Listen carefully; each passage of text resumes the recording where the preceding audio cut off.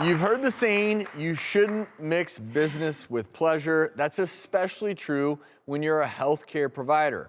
A Minnesota psychotherapist is facing charges for having sex with one of her patients during therapy. And it's even worse than it sounds, allegedly. So Dr. Judy, give us the scoop here. This is especially horrible case because this all started when she reported him for assaulting her. She went to the police and said, my patient raped me.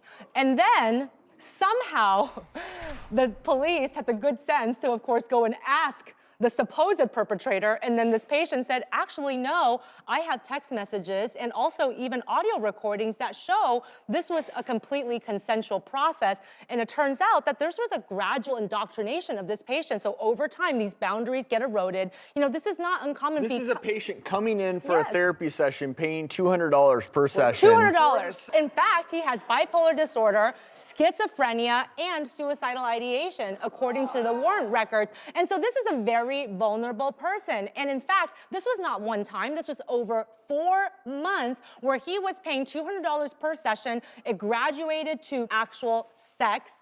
And so in place of therapy, basically it was sex. Yes.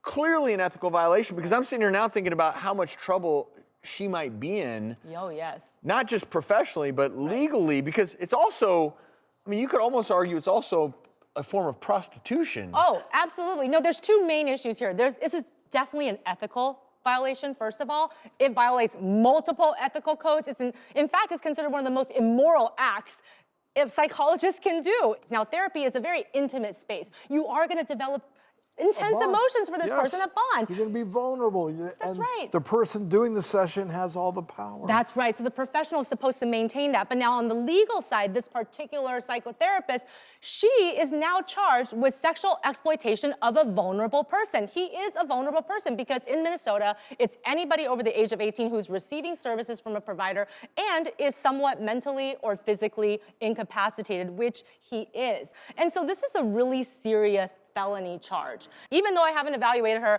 I will bet that there is something going on really seriously that 100%. She needs to address. And I will say, for anyone out there seeking help, and you have alluded to this many times before, you should be able to trust your therapist. And if you go into a therapy appointment and you feel like something is amiss, leave. Yes. Find a different therapist. There are hundreds of thousands of great therapists out there, and most of them are not looking to take advantage of their patients.